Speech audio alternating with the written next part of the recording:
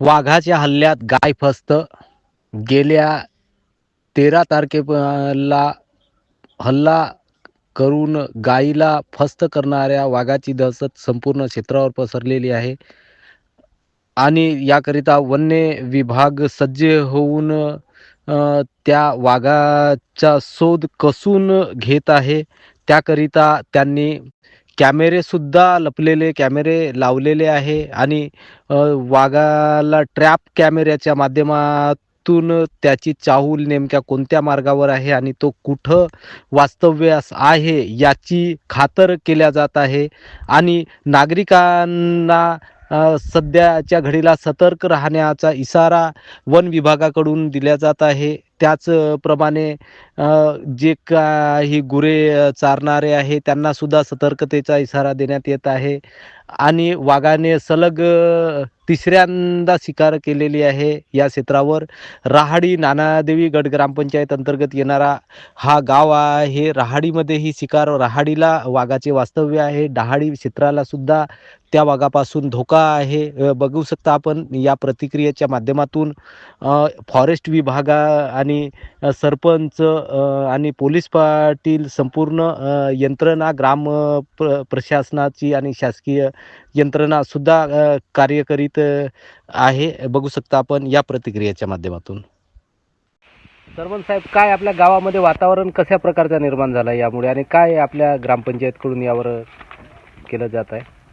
आमच्या ग्रामपंचायतकडनं गावकरी लोकांना जे आपले गट ग्रामपंचायत नानादेवी अंतर्गत हे जी 4 गावं येतात इथं आम्ही लोकांना दौंडीद्वारे सतर्क राहण्याचे निवेदन केले आहे आणि जे हे वाघाच्या हल्ल्यामध्ये ज्या 13 तारखेला 4 जनावरं मारले होते वाघाने आणि वन विभागाच्या मार्फत इथे त्याने कॅमेरे लावून सर्च ऑपरेशन करणं चालू आहे. त्यांच्या टीमसोबत मी पण आहो, पोलीस पाटील मॅडम पण राहतात आणि काही गावकरी लोक पण आहे.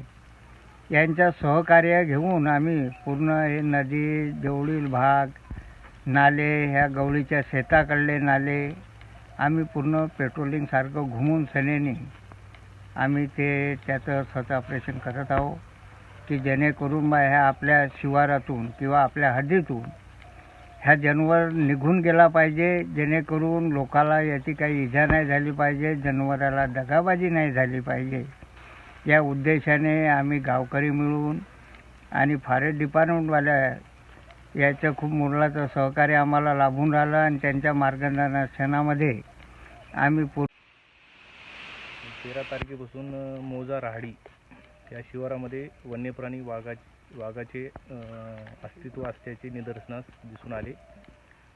आपलं लक्ष्मण गवळी राहणार मादनी यांचे मौजा राहाडी शिवारामध्ये चार गोरे वन्यप्राणी वाघाने हल्ला करून ठार केले.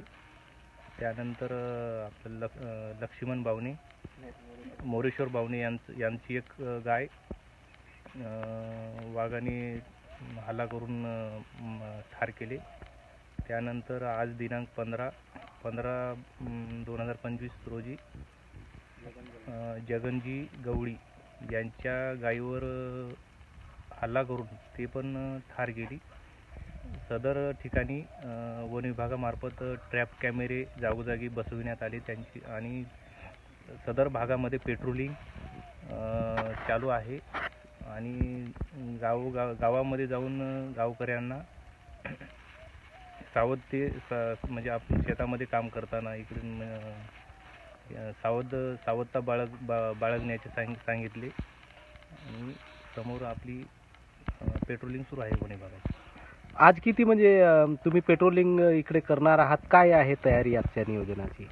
पूर्ण जो परिसर आहे समजा आजूबाजूचा शेती भाग, पडीत नाले, नदी, रिलायन्स कंपनीच्या पाठीमागलचा भाग, त्या भागामध्ये आम्ही पूर्ण 2 टीम नेमून सर्च करणार आहे. नदी नाले म्हणजे हा टायगर कोण्या दिशेने आला आणि तो वास्तव्य कुठं करत आहे आणि हा इथून बाहेर कसा गेला पाहिजे ह्याच्यावर उपाययोजना करून जागोजागी आम्ही ट्रॅप कॅमेरे लावलेले आहेत. त्या सहाय्याने आपण कार्बेट बंदूक आहे त्याच्या आवाजाच्या सहाय्याने त्याला तिथून तो कशा प्रकारे बाहेर निघून गेला पाहिजे, लोकांमधली दहशत कशी कमी झाली पाहिजे, ह्याच्यावर वन विभाग काम करत आहे. पोलीस पाटील मॅडम सुद्धा आहेत. मॅडम, आपल्या प्रतिक्रिया काय आहेत या घटनेवर? माझं एवढंच म्हणणं आहे की वन विभागातील अधिकाऱ्यांनी आणि लोकांनी आमचं गाव कसं सुरक्षित राहील याची काळजी घ्यावी आणि लोकांना थोडंसं धीर देऊन जो वाघ आमच्या गावाचे म्हणजे हल्ला करत आहेत, शेतकऱ्यांचे जे जनावरे मारत आहेत आणि त्याची जे दहशत गावामध्ये अशी पसरली आहे, पूर्ण गावामध्ये लोक हादरून गेले, बाया लोक रोजाने जात नाही आहेत आणि त्यांच्यामुळे कसं ते त्या रोजावर डिपेंड आहेत, त्यांच्याशिवाय त्यांना दुसरा रोजगार नाही. त्याच्यामुळे आमचं असं म्हणणं आहे की वन विभागातील अधिकाऱ्यांनी लवकरात लवकर जो वाघ आहे त्याला पकडण्यात यावा आणि आमच्या लोकांना थोडी सुरक्षिततेचं वातावरण निर्माण करून द्यावं, एवढेच माझं म्हणणं आहे.